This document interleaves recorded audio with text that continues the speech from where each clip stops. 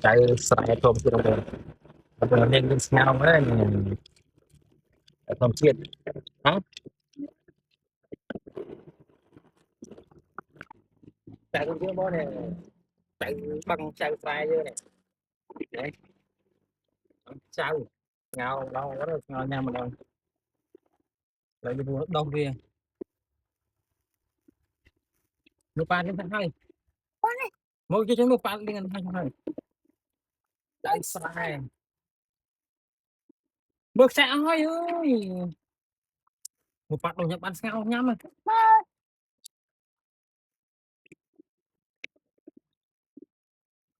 bạn đọc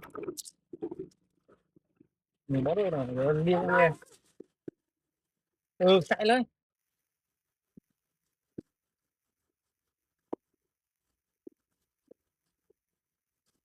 đâu đây đi đâu ai đi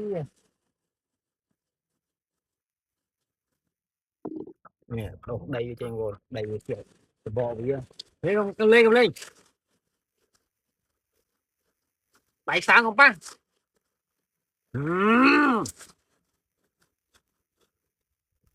nè khơi nhỉ lên cho ba lên cho ba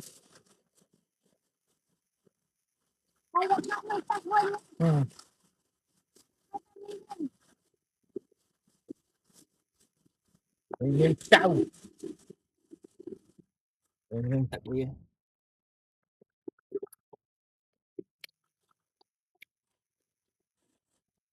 wow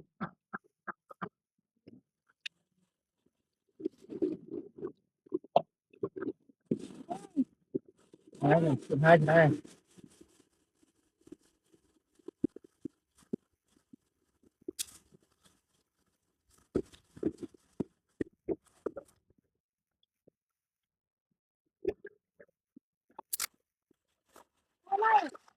hai hai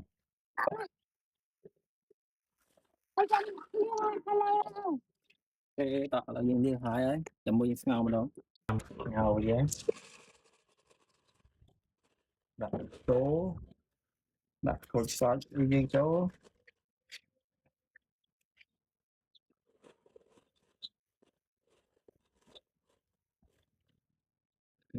đậm bát đi ở riêng trên trái mấy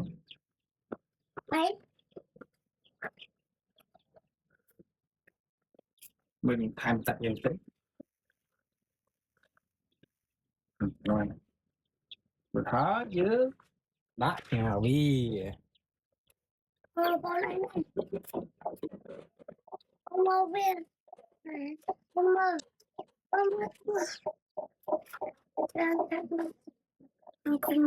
có đầu bia không nhưng sao mình vô chôm vậy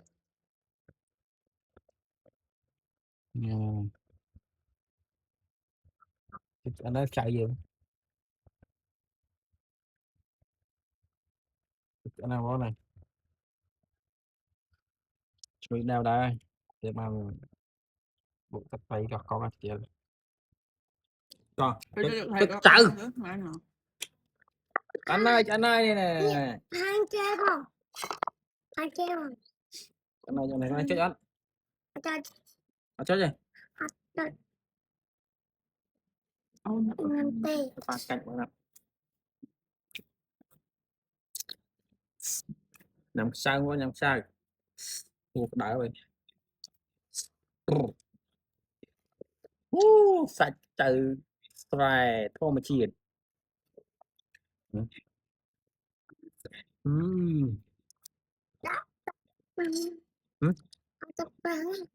nhưng mà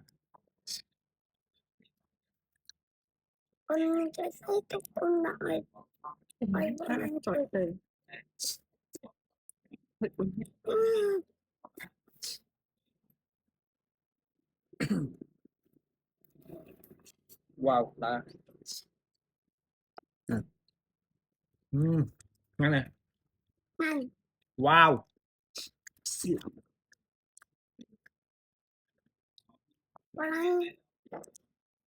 Long không? Long không cái đá rồi.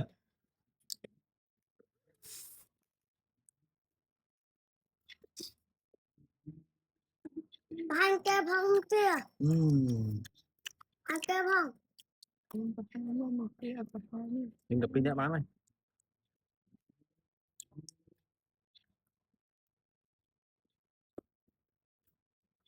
Các anh chơi không? Vậy. Nhắm trái đấy thì ăn bó. Không trái. Không, nhắm trái đâu bó.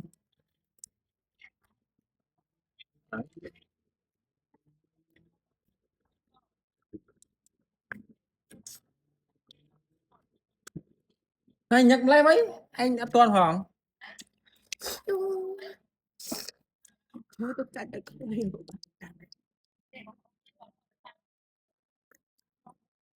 Người này đánh của bà đánh tùy vào.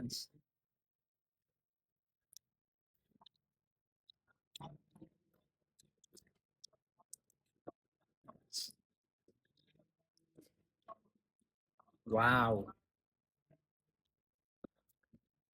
Chết.